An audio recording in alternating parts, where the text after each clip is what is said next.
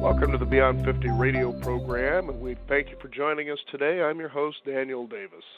Every once in a while, as we broadcast the Beyond 50 radio program, we sometimes have special guests that come on our program that kind of give us a glimpse into what it is to actually grab life and live it.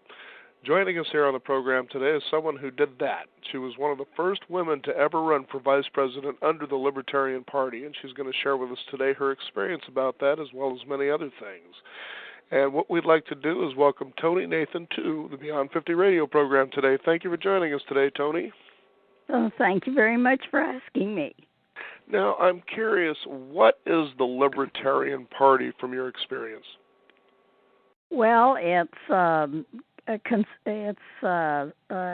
conservative in a way fiscally, and it's socially liberal. It covers, I think, the best of both the Republicans and Democrats. And it's, I think it should have been called the Jeffersonian Party because it really incorporates most of the ideas of the Founding Fathers and Jefferson in particular. Do you think this day and age that perhaps this particular party sometimes gets a bad rap because it seems there's a lot of volleying back and forth about who the right party is, and to me the bipartisan ideal of politics seems to really skewer the fact that you're supposed to be there to help solve problems and to move things in the right direction. How do you think that that's been changed over the years as far as it goes in politics? Well, the trouble with politics today is it's all about winning. It's all about the party winning, and it's not about the principles that made our country great and how you implement them. And the major principle is the rights and freedom of the individual and not what the party does. And unfortunately, a lot of Republicans or a lot of Democrats who have certain kinds of ideas that don't agree in some respects with their own party don't dare mention those because it'll lose them voters and they won't maintain their offices or they won't win office. And I have a little saying that I go by, and maybe a lot of libertarians don't go by or anyone else, but I go by it, and I say that an election is not a horse race. You don't have to pick a winner. It isn't a horse race. What you do have to do is vote for your values. So I hope that your listeners, whoever is listening, is thinking about what they want to see, and they vote for the person that most represents the values and principles that they want to see. So no matter who wins, they always look at the votes they didn't get. If there are a number of small parties, and there are now, that have different ideas from the Republicans and Democrats, they look at those ideas, and if they think they're good, they'll try to, and they've lost maybe 3 or 4% of the vote because they didn't express those ideas, they may change their views. Now, Tonie, around the time that you were running for vice president, what was the scape of politics then compared to what you see today? I'm glad you asked that question. I was a journalist at the time. I had my own TV show on the local NBC show, and we had different, invited all kinds of people to come on our show. I interviewed a lot of very important people, some women that were thinking about running for president. Patsy Mink, who was a congressional representative in the Congress, and I went to this was the first convention of the Libertarian Party that I went to in 1972. In fact, it wasn't a convention, it was the first conference. And there was a full-page ad on the back of the opening cover of Reason magazine, which was fairly new at the time. And the cover said, "Come to beautiful John Galt country for the first meeting of the Libertarians." Well, when it said, "Come to beautiful John Galt country," John Galt was the hero of a book called Atlas Shrugged. And it was written by Ayn Rand. And Atlas Shrugged, the Library of Congress did 2 surveys across the whole United States asking people if there was any book that changed their lives.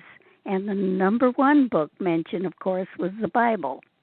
The number 2 book was Atlas Shrugged. So that put it into some priority or notoriety or whatever you want to call it. But I was a big fan of Ayn Rand's, and I had been very much influenced by her books. And so I right away wrote and asked to get a copy of the proposed platform.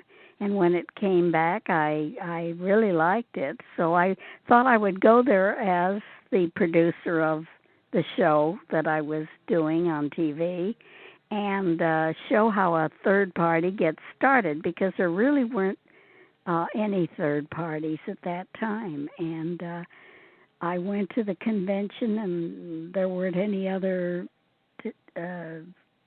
journalists to speak of. And lo and behold, I got asked if I wanted to run for vice president. Well, they said it would only take 2 weeks, 2-week campaign trip, which they would take care of if I won. Now, I had an opponent, a woman from, I think it was New Mexico. And I talked to my family, and they thought I should run. And so I said yes, thinking 2-week vacation would be nice, and I could program my show ahead of time. So I went to so I put my name in, and when I got up to speak, I spoke in my best broadcast manner, of course, and it was effective. I got the nomination.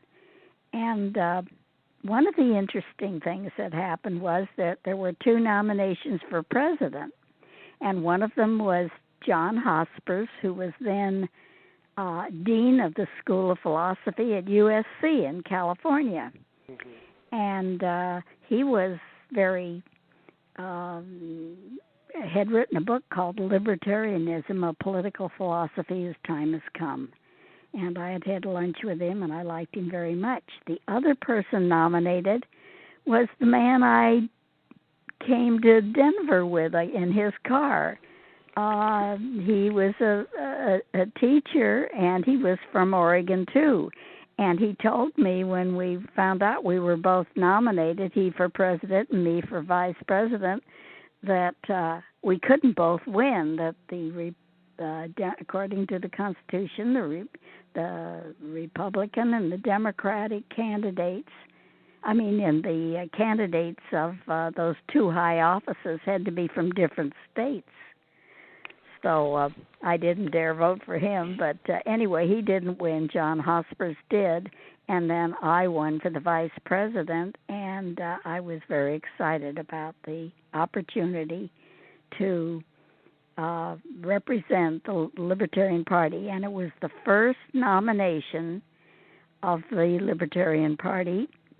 And I met marvelous people, top flight people across the country. I spoke on major universities on the East Coast, the West Coast, California and Chicago and Montana and Texas and all over. It was a wonderful experience that no other woman had. And I got very good coverage. I got front page coverage in 1 or 2 sections of the paper of almost every major city I went to. And so this is something that just wouldn't happen ordinarily. And then when I was in Virginia, I met a man, met a lot of people. But by gosh, the man, one of these people voted for me that was an elector. And I should tell you a little bit about this, if you want. Absolutely. I was just taking a look here at some of the things. For those of you just tuning in, we're joined with Tonie Nathan, who ran for vice president, was one of the first women to run for vice president under the Libertarian Party. This was back in 1972. Now, the political landscape then was quite different than it is today. Mhm. You didn't hear so much about we need to win back in those times. It was really the person trying to bring out, as you were talking about earlier, the values that would embody the leadership. So, whereas this day and age it seems to be more of a fashion show. And do you think that when you pay attention to political races and campaigns, that they're truly not talking about the serious things that need to be addressed? It seems to me like everybody's playing it safe, like you said, just to win. They don't want to say things that would loosen the race. They want to say things that counteract what their opponents are saying, and they don't express new ideas and you notice the two present Democratic candidates don't talk a lot about the issues. You're beginning to get a little bit more about that, where they stand on some of the issues, but mostly it's very generalized. When I ran, I went pretty much by how I felt about politics in general. And there weren't, the women's movement was just beginning to get started. In fact, the year after I ran, they had an international meeting of women because women's rights were just beginning to come forward. And when I ran, one man at one of the first interviews that I had for the media, because I had a news conference in every town I went to, if I could. And he said to me, well, he had a kind of a British accent. And he said to me, well, Mrs. Nathan, he says, while you're running for office, who's at home doing the dishes and taking care of the children? Well, that was, of course, a very insulting question to ask at that time. And but it gives you an idea of what the attitude was. I mean, that women didn't belong on talking about politics or having any ideas about politics. That's, it's quite amazing to see how things have changed now. We have a woman running for president of the United States, or at least the potentiality of that happening. Now, when you were running for vice president, what were some of the key things that you were, I guess, sharing with the public that you wanted to work on or resolve? Well, there are, when I look back at some of the clippings and everything I have for that period, there were two things where we differed with the major parties, which kind of show that we were both liberal and conservative at the same time. Mm-hmm. And one was, at the time, Nixon was president, and that's Richard Nixon, and this is 1972, and he had passed a law, I believe it was Nixon, that said that you couldn't own gold. In the Constitution, it says that gold is to back the money, the dollars that we have in this country. And he had banned the ownership or the purchase of gold. And so people were going up to Canada and other countries and buying it there and bringing it back, and it was bootlegged. And the libertarians pointed this out so that that people were bootlegging gold, and we said gold should be legal. The Constitution provided for it. This is a very conservative idea, and the conservatives, generally speaking, agreed with it. On the liberal side, we were opposed to the draft, and kids were drafted right after they came out of college or when they came out of high school many times. And the colleges were full of anti-draft movements. They didn't like it much. So the Libertarian Party won a lot of support in colleges throughout the United States, and there were a few articles about this before we even nominated our candidates about the fact there was a party that opposed the draft. Well, both of those issues, the draft has been repealed, and it's a volunteer army now, and as far as gold goes, you can buy it and own it anywhere you want. And in fact, right now, as the dollar declines, the price of gold is going up. It's maybe 3-4 times what it was a couple of years ago. and they don't usually mention that on the financial radio shows or TV shows because they don't like that idea that it's making our dollar decline. Mm-hmm. And that's why China and a lot of places that buy our goods in quantity don't want to hold dollars. They hold all kinds of dollars which are going down in value as they hold them. And they do keep their gold. Mm-hmm. Now, Tonie, I see that you have extensive experience working in the media.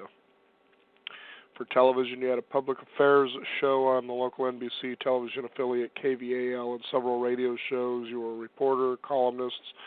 So you really have a lot of experience in the media.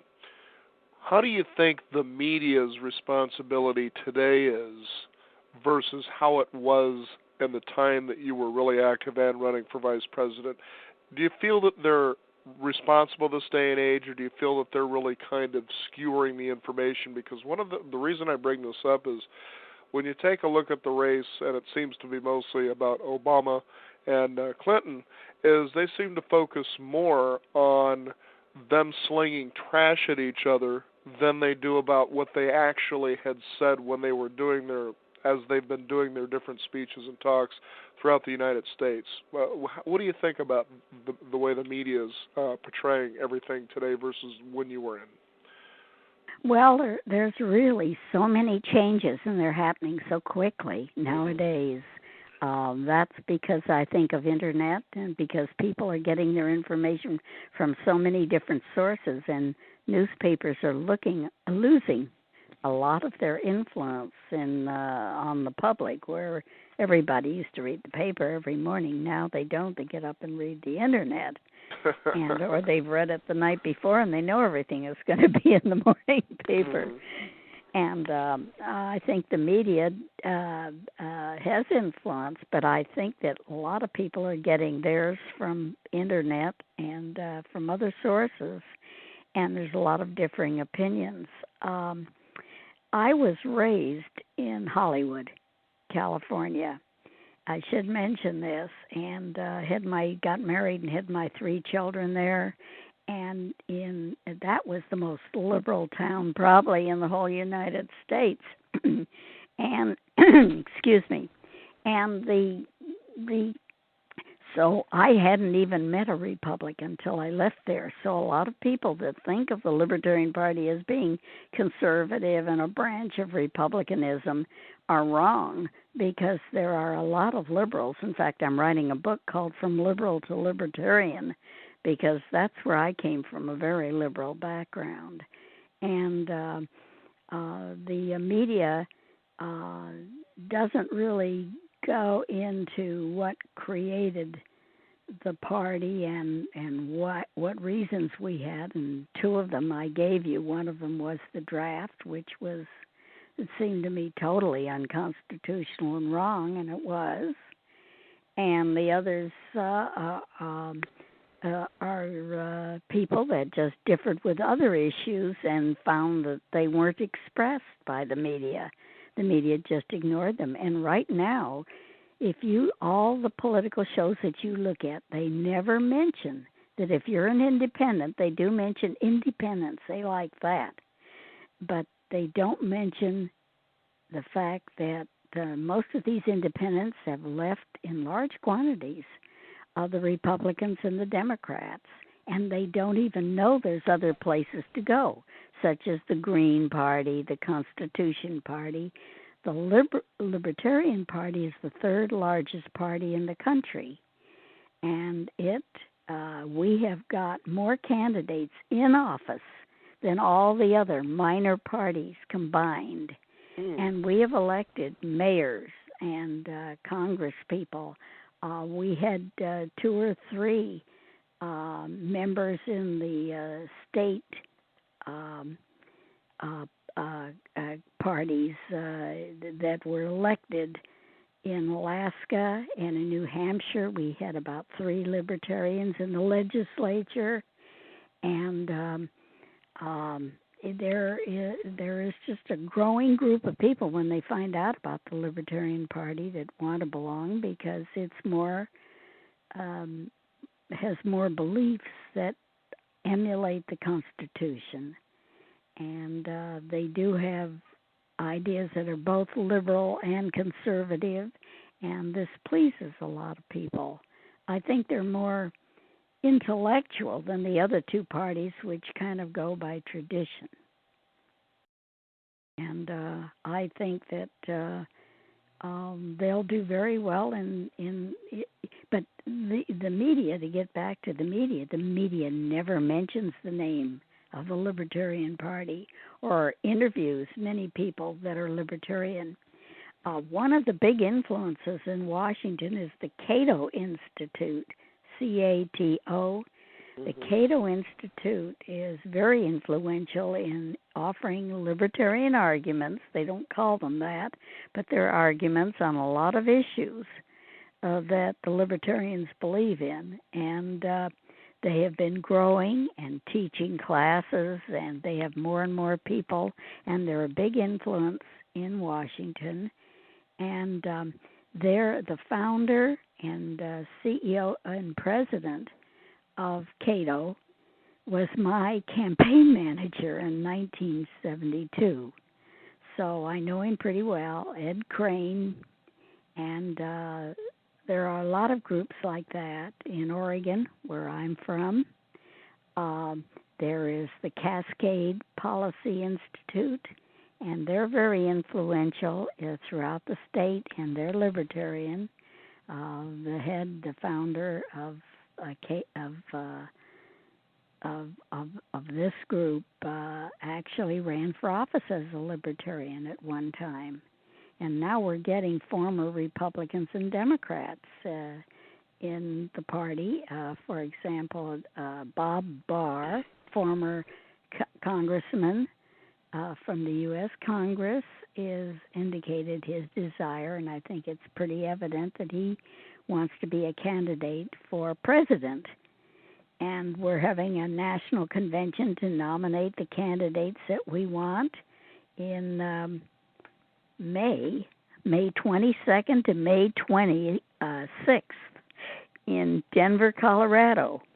And you can write the Libertarian Party and find out more about it, where it's being held. And we have at least 4 that are qualified. We have Wayne Allen Root, who is from Nevada, Daniel Imperato, who's from Florida, Michael Jangosian, who's from Oregon, and Bob Jackson, whose hometown is Coloma, Minnesota. And there's 4 others that are also think that they want to run, including one woman. And we should have a very interesting convention in May. Again, that's May 22nd to the 26th. And you can write the Libertarian Party and find out more, where the hotel is, what it costs, what's going to happen. And it's going to be exciting. You can go there, of course, if you're not a libertarian. But all kinds of, there's going to be all kinds of special events there, too. And I'm hoping a lot of people will pay attention. Usually C-SPAN covers the convention. They have in the past in full, and a lot of people have seen it there and gotten involved and gotten interested and become libertarians. I'm going to say once again that the idea is not to vote for the party, but the idea is to vote for the candidates that best express your values. We have a former libertarian candidate by the name of Ron Paul. He's been in Congress as a congressman for 20 years or better.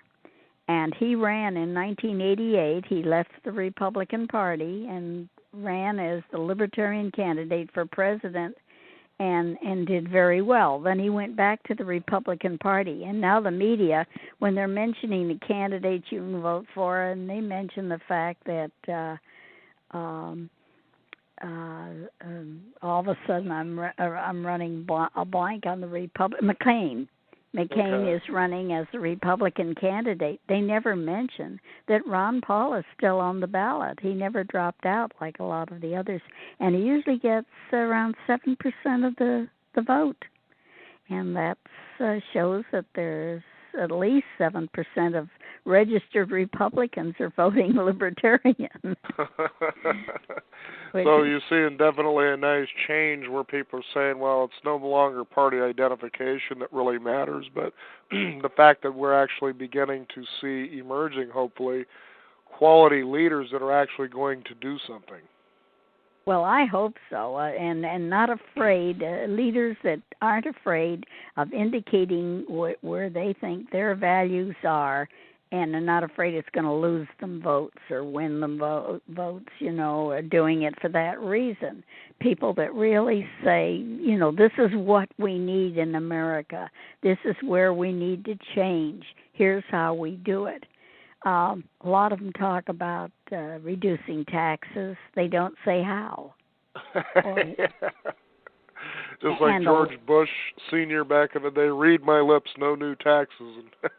Right, and they say it sounds nice, but how? And they talk about wonderful programs, especially the medical programs, the health programs and all that. And nobody, you tell me the last newsman that said to them, well, how are we going to pay for that? Because we've got huge debt, and we have a huge debt, and we print money to cover it. There's a whole story I could go into, but I won't at this point, about how we print money and are getting into debt because we have control of what we have, the reserve currency of the world. That's what the dollar is, and other currencies depend very much on what we do in this country, and we're really sinking lower and lower in our fiscal strength, and we have to look at these things. And I'm very unhappy with the educational system throughout the country because they don't teach the kids to think, to analyze, to look at more than one answer. And I will say this about coming from the liberal background. The liberals, more or less, have always looked at the problems that other people see with the issues they have. They'll get involved in conversations and listen to various arguments. The conservatives tend to be, this is what we believe, and they don't want to hear anything else. And I think they're more set in their ways, and I think the liberals are more open to listen to arguments. But that doesn't make one of them better or worse. You really have to look at everything. And well, it's certainly interesting. I've learned quite a bit. It's nice to actually hear truth about what the possibilities can be about change instead of just a bunch of lip service, and really you're not hearing much of anything but just that lip service, it seems. And it's also been a pleasure to talk with you, Tonie, and to even go back to the days, such as 1972, and kind of relive that to realize that was when we were coming out of a time of serious civil action, especially back in the 60s, where a lot of people, you were seeing sort of a rise of the American ideal. Again, it seems suppressed, but then it was rising again. And I think that we're really due for that again. Yes, I think you're right. I should say that, mention that when I ran, I had no idea, but because this man in Virginia who was an elector decided not to vote for Nixon, who had won his state, but instead voted for John Hospers and myself, it made me the first woman in U.S. history to win an electoral college vote. In about 12 years later, I've forgotten her name, but there was a woman that ran for vice president, and she was the second. And if Hillary wins an electoral college vote, she'll only be the third woman to win an electoral college vote in the U.S. So I'm rather proud of being the first one and still holding the same ideas. And since then, we've had 2 other women run for vice president on our tickets. We haven't had a presidential candidate yet, but we have a couple of libertarian women that are planning on it or thinking about offering their names. So women are really doing a lot better in politics, and I'm glad of that. But I don't think the gender should make any difference. It's the values, the ideas that the person that's running holds that should influence the voter. Well, Tonie, Nathan, it's been a pleasure to have you on our program today. And I guess in closing, what do you think about today's campaign? I know we talked about how we really don't seem to be hearing anybody actually talking about the things that they need to address. But I guess if you have to vote for anybody, who seems to be the person that you're most leaning toward in this political process? Well, I have no favorite in our party yet. We have about 8 people that are considering running. But of the 2 Democrats, I've been listening to a lot of what they say. They're both very, very knowledgeable. But I like Obama. And the reason I like Obama is because he seems to be a thinker. He does seem liberal in the way that he looks at various views and in the way that he tries not to badmouth Hillary, but seems to address himself to what she stands for. And I think that he would, in fact, he's indicated in one of his speeches that he got into this not because he was looking for a political career, but he thought that certain ideas ought to be expressed that weren't being expressed, and I like it. I think that's what appeals to young people, and gets a lot of new people into the party because he does come out and say what he thinks, and he listens to the objections. And I think it's wonderful that there's a show like yours where you have different viewpoints. It doesn't hurt people to hear various kinds of viewpoints and give some thought to what they would like to see, what they really believe. And I want to see more of that in schools. I'd like to see more of that, especially in the, kindergarten to high school, that the kids are taught to think and offer various ideas. Right now, they seem to want to all belong to the same group. And they're all peer pressure. Groupies. Yeah, they're all groupies. And the fact that we are electing people, that we have, I think we had something like 600 to 800 people in office, and that's more than all the other third parties combined. So, and a lot of times we grab ideas that are put out by other third parties and say, yeah, that's a good idea, and we undertake it too. So well, I know go ahead.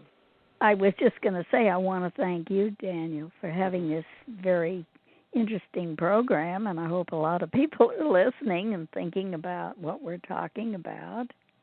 Well, that's the most important thing. I know one of the commitments I made as I started in this particular path was that I just wanted to do what I thought journalism should always be about, is that you just present the information, the best gathering of facts that you have, and lay it out on the table and let people decide for themselves.